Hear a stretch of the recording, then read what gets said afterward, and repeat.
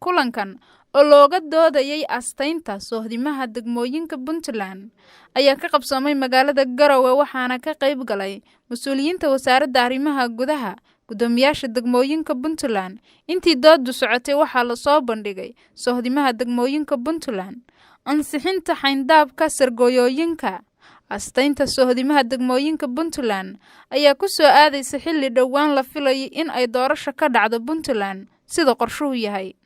gudoomiyaha degmada Buurtinle ahana gudoomiye ku-xigeenka golaha sare ee ururka dawladaha hoose Puntland ee Algabal Sayid Maxamuud Xirsi ayaa faahfaahin ka bixiyay kulankaas oo ay noo soo agaasintay wasaaradda arrimaha gudaha loogana hadlayo ama looga doodayo isla markaasna lagu soo bandhigayo sohdimihii degmooyinka Puntland in Puntland loo sameeyo sohdimo oo degmo walba inta ay ka kooban tahay inta ay xukunto maamul ahaan iyo juqraafi ahaan intaba in la soo bandhigo runtii aad iyo aad baan ugu faraxsanahay waana horumar la gaaray waana soo dhaweynaa insha Allah waxaan rabnaa kulankan inuu noqdo mid miro dhala waxyaabaha lagu doortay sohdimaha iyo waxyaabaha qaabka loo xushayba insha Allah in la wadaago dhawaan waxaanu baraha bulshada ku aragnay waxa la yiraahdo waraqo yaacaya oo aanan ka warqabin waxay yihiin kuwaas oo runtii tuulooyinka iyo sohdimaha degmooyinka ay ku qornaayeen kuwaas ay ku jireen wuxuun concerns degmooyinka ay qabaan anoo ku hadlay afka degmooyinka waxaan rabnaa insha Allah hadii Ilaahay yiraahdo anagoo dawladnimada iyo horumarka badanaynayna insha Allah in si fiican looga naqaasho meelaha waxaan bini'aadam ba sameeyay khaladaad oo imaanayaan wixii khaladaad oo la sixi karo oo ku aadan arimahaas in aan insha Allah maanta intaan isla qaada dhigno agaasimaha guud ee wasaaradda arrimaha gudaha iyo madaxa JBLG ee Puntland ayaa sheegay in muhiimadda sohdimaha degmooyinka ay tahay in la ogaado degmo walba iyo xuduudkeeda validationka ahaa oo lagu soo gabagabeynayay saamintii ama sargooyooyinka ama xuduudaha oo aynu khabiir u diray aad baan uga mahadcelinayaa barnaamijka UNJBLG khaasatan hay'adda UNDP oo consultantigan maaragtay ina ku caawintay marka laba arrimood weeye mid hadda uu ka hadlay gudoomiyaha Algabal ku-xigeenkiisa Sayid oo gudoomiyaha Buurtinle oo ah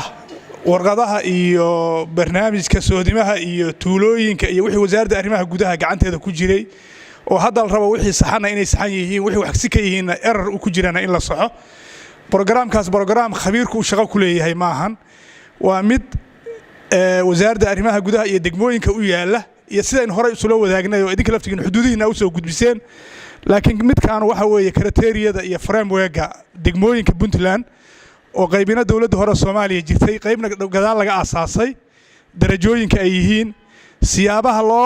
loo qaadanayo xuduudahooda yani la talintooda waa sahamin guud annaga wayna khusaysaa JBLG-ga oo waa wada joognaa teamkayaga iyo waxay naga khusaysaa haddeer waxaan hataa u baxaynaa district profile degmooyinka inaanu degmo walba profile-kii degmada oo tuulooyinkeedii ku jiraan oo xuduudeeda ku jirto aanu wixii lahaana review dib ugu samayno waxa cusubna hadda u soo samayno marka si gaar ah anaga laftigeega noo taabanaysaayoo xuduudaha kan iyo sida ay kala yihiin inaanu xogtooda helo aad iyo aad bay faa'iido noogu tahay oo wasaaradduba awal aanu la wadaagi jiray meel walba aan soo wada samayn jiray haddana dhawaan loo baxay la soo wada samaynayo degmooyinka la tagayo waxaan rajaynayaa marka haddii Ilaahay ka dhigo in laynoo soo bandhigi doono wasiir ku-xigeenka wasaaradda arrimaha gudaha federaalka iyo dimuqraadiyiinta Puntland Maxamed Musaddiq Maxamed ayaa sheegay in aysan wasaaraddu hore u samayn sohdimayn hore wasiirka ayaa sheegay in ay jiraan dad si khaldan uga falceliyay sohdimaha degmooyinka Puntland diraasad ka hadlaysa xayndaabka sargooyinka astaynta sohdimaha degmooyinka waa diraasad ku salaysan intii degmo aan ka dhaxalnay dawladdii dhexe waxay ku kordhisay dowladda Puntland soodimihii degmooyinkii hore iyo soodimaha iyo khariideynta cusub ay degmooyinka ay wasaaraddu iyo dowladdu ay rabto waa diraasad reference u noqon doonto khariidada ama soodimaha aan hadda weli la sameyn. ayaamahan social media waxaa isla wareegayay liisas la leeyahay wasaaradda arrimaha gudaha ayaa soo gudbisay waana soodimo iyo xuduudeyn. ilaa hadda wasaaradda arrimaha gudaha waxaa halkan ka caddaynaya wax la yiraahdo soodimeyn oo lagu sameeyay degmooyinka iyo xuduudahooda ma jiro. waxaana caddaynaya inaan soodimeyn ay wasaaraddu sameyn diraasadan maanta lagu soo bandhigayo oo la rabo in laga duulo. kortaa taas waxay caddeyn u tahay waxyaabaha social media la wareegayo oo tiimka ka soo horjeeda dalkan in doorasho ay ka dhacdo ama loo guuro geedi caana leh shacabkuna uu u doorto ciduu ku kalsoon yahay. dadkaas waxay halkan ka caddaanaysaa inay ka soo horjeedaan rabitaanka shacabka. Samiira Cabdi Cali, warbaahinta dawladda.